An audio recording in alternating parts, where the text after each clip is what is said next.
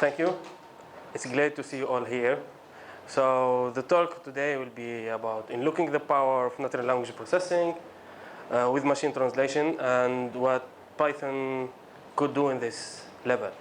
So this talk is designed to give you an overview and a brief understanding on machine translation and the purpose of Python at this level. So before heading off in the presentation, I want to ask you some questions. How often are you using public services for translation, like Google Translate? How many? Okay. Are you using this for professional things or for normal discussions? For daily conversation, okay. So how do you think about this service? How do you think about the output? Is it always good? Sometimes it's horrible. Yes, that's machine translation. Okay, so we'll start talking about the what is machine translation. Obviously, machine translation is a software that can map you from a source language to a target language. That means I can translate a word hello to Sawadi in Thai. So there is many type of machine translation, can be AI system or automated softwares. Machine translation come with different type. The generic machine translation is like Google, for example. Customized machine translation. This is where some companies need specific machine translation. For example, for medical or healthcare, because there is a common, is a famous example about ambiguity. For example, the word virus. Virus is different from a healthcare context to an IT context. You cannot say the virus killed the laptop, killed the program, something like that. Okay, and the other one is adaptive machine translation, is in real-time learning from the user. We jump now to approaches machine translation. The old one was the rule-based machine translation. What's happening? Okay. I don't do anything. Okay. Rule-based machine translation. The early success was in 1976. This is where we intend to reach an interlingua, which is an intermediate representation of sentence from a source language to a target language. And this diagram is a famous one that shows you how to map in rule-based system, how to map from source language to a target. You can start do it by a dictionary. Here we map words and we can do direct translation. Then if we want something more sophisticated, we go to the syntactic translation.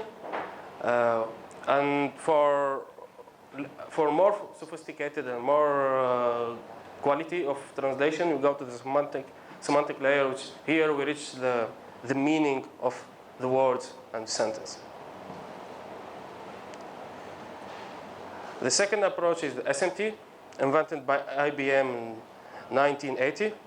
And the commercial viability is around 2010. These systems are faster than rule-based system and can deal with much large data. So the basic idea here is to learn from the data instead of putting rules. Here, by detecting the patterns between and align segments. And for example, the word bank in German can mean bank in English or a bench. And here is about detecting the pattern and the relation between them. The main goals of machine translation is adequacy. This is where we get when the translation must have the same meaning as source. And can you check it? Okay. And here we need a model that model can assign a translation score for each sentence. So we know that the translation is good enough. The fluency, here talking about the format, how fluent is in the target language. And also we need another model to score each sentence. So this is the basic model. Here we go, the language model and this translation model all goes to the decoding algorithm to predict what is the next or what is the likely best words after the first word. The technique here is about segmented the phrase, and you see here how the system can map between source to target words based on order here. And for the system is going to choose the right option for the sentences based on the scores and exploring the possible translation and goes from mapping from a word to a word based on score. We're getting the best word to be matched with. The disadvantage here is about the phrase-based model, which here is not considering the virus, considering the context. As I told you, virus in healthcare is not the same as an IT domain, and also there is no generalization between some words. For example, cat and cats is for the SMT is different tokens. The other approach is the neural machine translation. Here we learn the mapping with the neural network. And the main idea is to represent the words in a vectors and embedding space. So we try to predict what is the next word. And based on this terminology, you see, for example, in a two-dimensional space, you find that some words are really connecting and the features are really meaningful here. For example, you see news, live, media, talk, all are words that are connected in somehow, and which have the same synonym and same meanings, and can be used in a particular context. Another example,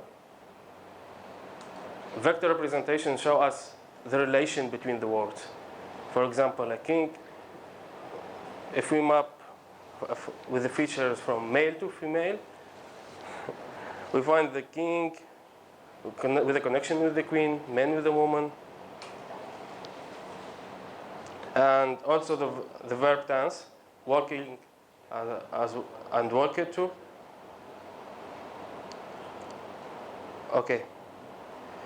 Same as SMT, in neural machine translation, we also need a language model to ensure the fluent output, and also a translation model that ensure the adequation of translation. So for neural machine translation, we need a specific model which we call this sequential language model.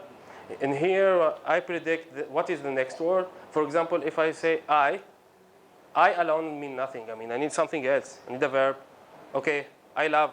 So what I love, and so on. So in this case, I love Python. So this is how we can predict the next word and have a sequence here that gives us some meaning.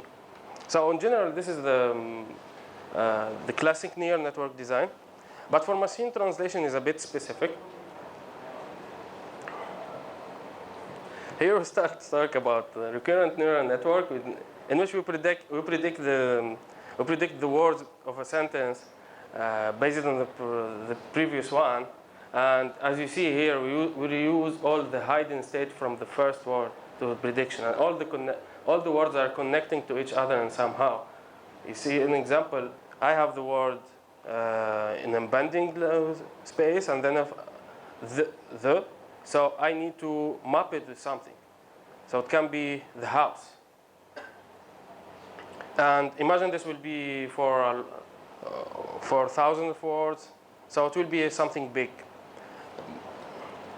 Okay, here we come to how to predict and encoder and decoder. So we will predict the words in a sentence, yes. So how can I use this in a machine translation layer? Because this is typically is the language model. So here I need something to map between the source and the target, and I need something to align between the words, so word in the source and word in the target. Here we call it the attention mechanism. So the green boxes and the hidden layers, and it's typically the language model, recurrent neural network language model. And here we put the input context selected by word alignment in the center. And we do it in both directions for input and the output. And then we map between them, and we get the right connection and the right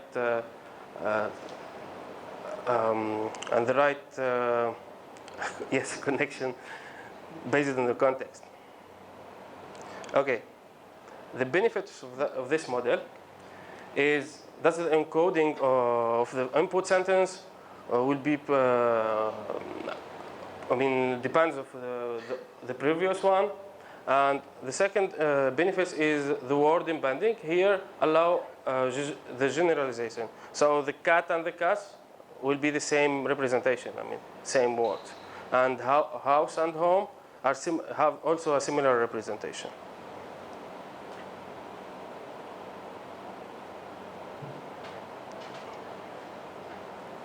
Okay.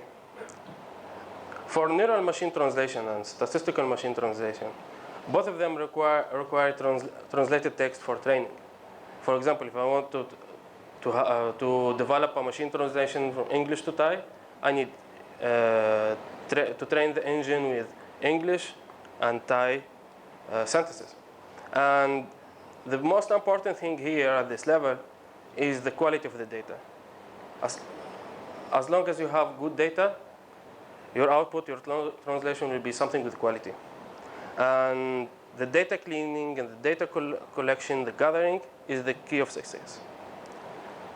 Here, Python could help us a lot. In every project, data science project, we have a lot of steps in which Python as a language can be helpful. But I choose only gathering, understanding, and pre-processing.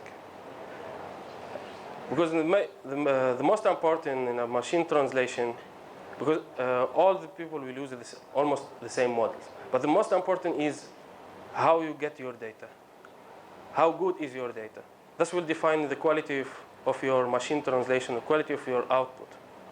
And in the future, I think we will go to this more than just data. We'll go to the smart data, something more accurate, something more smart than our data processing for the moment. Okay.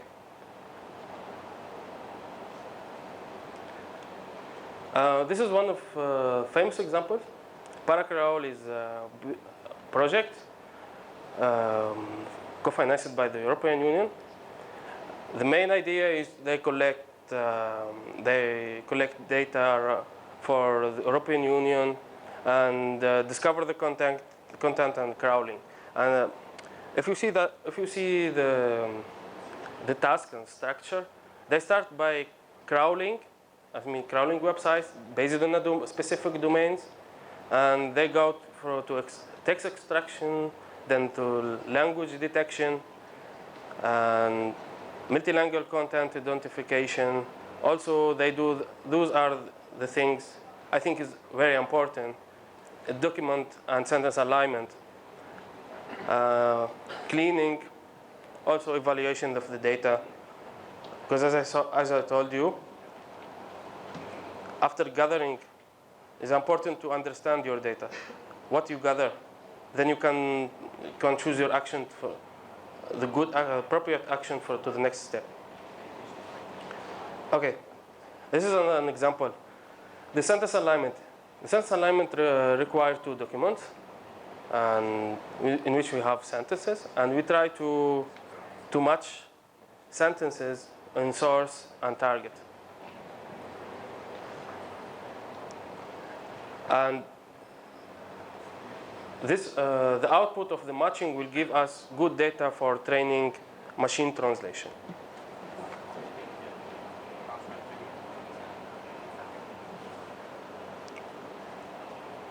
Okay, data domain detection.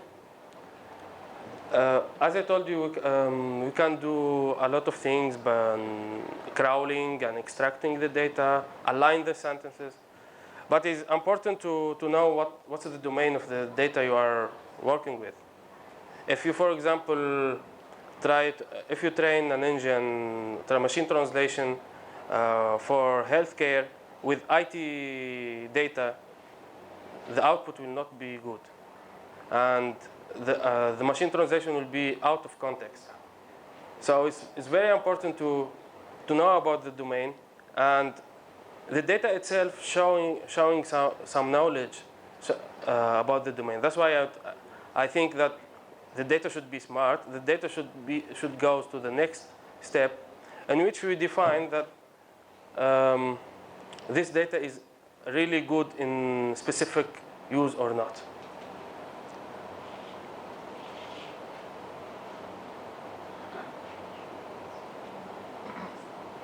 Okay, the why. Why it's important to talk about machine translation and the languages in general. There are 7,000 languages spoken around the world. So interaction and connection between people is very important. And here, the languages sometimes can be a barrier. And in a business context, machine translation, it's very important to reply to customer specification and check their satisfaction and improving the customer acquisition strategy. And in some cases, machine translation can save the time and money, especially for translation companies and entertainment.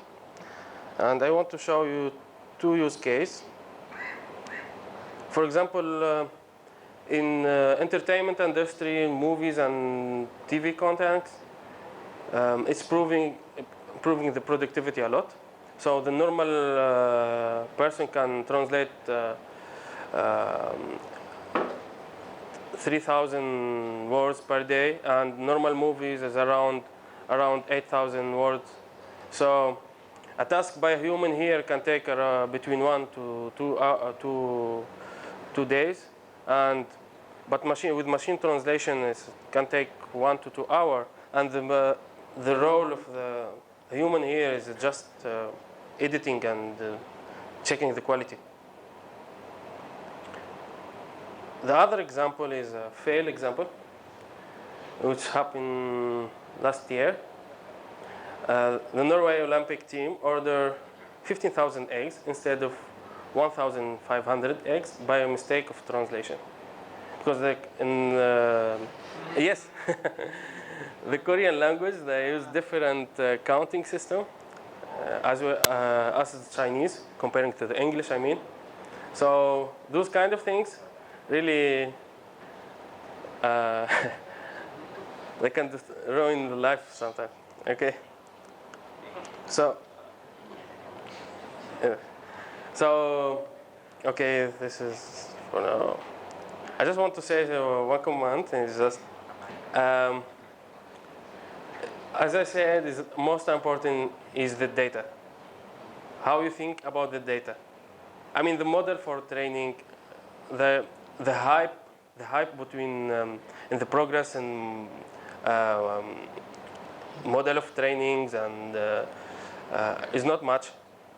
I mean, you see something new every 10 years, something like that. But the most important is how you really use your data, and how you process your data, and how you think about your data. Well, the steps is going from first, once you define and you know exactly what kind of data you need, you'll put some specific task or specific actions that that depends of the specific data, and after that, there is step of understanding that can gives you a better view for your content, and this content will be really important for the output of your machine translation and translation software. So that's it. Your questions are welcome. Hi, my name is Rachia, and I'm from TEK. I'm working on machine translation. I've got some remarks to add here. So, regarding the data collection issue, at the moment we are collecting a lot of movie subtitles as a source for training machine translation systems. And all right, at the moment we are also constructing bilingual corpora for various domains, like tourism or general domain, stuff like that. And it's still quite a pain to do that. Constructing a data set for machine translation can be very expensive.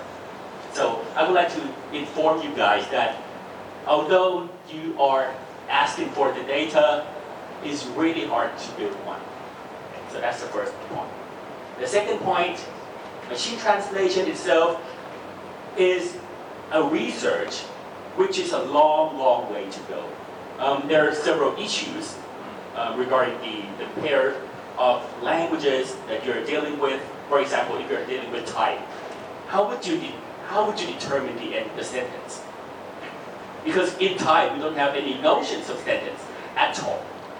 We don't have any full stop. So the first problem is to align sentence by sentence between English and Thai.